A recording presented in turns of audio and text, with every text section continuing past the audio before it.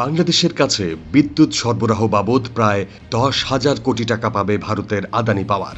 তবে এত টাকা বকেয়া থাকলেও বাংলাদেশে বিদ্যুৎ সরবরাহ অব্যাহত রাখবে প্রতিষ্ঠানটি।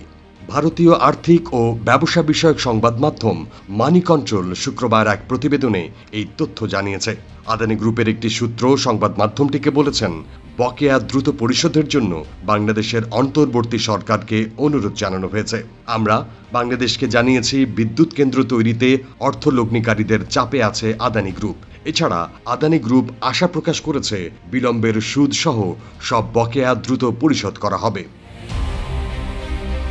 ঝাড়খণ্ডে তৈরি করা আদানির 1,600 মেগাওয়াটের গোড্ডা বিদ্যুৎ কেন্দ্রের সঙ্গে বাংলাদেশের বিদ্যুৎ উন্নয়ন বোর্ডের চুক্তি আছে। প্রতি মাসে বিদ্যুৎ সরবরাহ বাবদ আদানি গ্রুপকে 90 থেকে 100 মিলিয়ন ডলার দিতে হয় বাংলাদেশকে। তবে সময় মতো অর্থ পরিশোধ না করায় এখন বাংলাদেশের কাছে আদানির পাওনা 800 মিলিয়ন ডলার ছাড়িয়েছে, যা বাংলাদেশি অর্থে প্রায় 10,000 কোটি টাকার সমান। 2017 সালে আদানি পাওয়ারের সঙ্গে 25 বছরের চুক্তি করে ডিপিডিসি। চুক্তি অনুযায়ী গোড্ডা বিদ্যুৎ কেন্দ্র থেকে বাংলাদেশ 1,496 মেগাওয়াট বিদ্যুৎ নেবে, যা পিক আওয়ার ডিমান্ডে বাংলাদেশে মোট চাহিদার 10%। $2 বিলিয়ন খরচ করে তৈরি করা আদানির গোড্ডা বিদ্যুৎ কেন্দ্রের সব বিদ্যুৎই বাংলাদেশে আসে।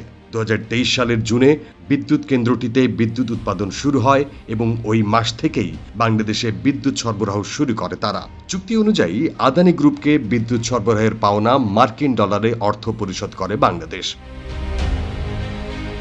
কিন্তু গত 25 আগস্ট মার্কিন সংবাদ মাধ্যম ব্লুমবার্গ জানায়, বাংলাদেশের বৈদেশিক মুদ্রার রিজার্ভ কমে 20.5 বিলিয়ন ডলারে দাঁড়িয়েছে, যেটি দিয়ে 3 মাসের আমদানি ব্যয় মেটানো যাবে। প্রতিবেদনে আরও বলা হয়, বাংলাদেশের অন্তর্বর্তী সরকার আন্তর্জাতিক মুদ্রা তহবিল IMF থেকে আরও ঋণ পাওয়ার চেষ্টা করছে। ইতিমধ্যে সংস্থাটি থেকে 4.7 বিলিয়ন ডলার ঋণ নিয়েছে ঢাকা।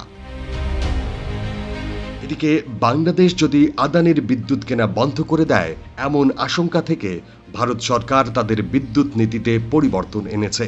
এতে বলা হয়, যেসব বিদ্যুৎ কেন্দ্র শুধু বিদেশে বিদ্যুৎ রপ্তানি করতে তৈরি করা হয়েছে, তারা চাইলে স্থানীয় বাজারেও বিদ্যুৎ দিতে পারবে।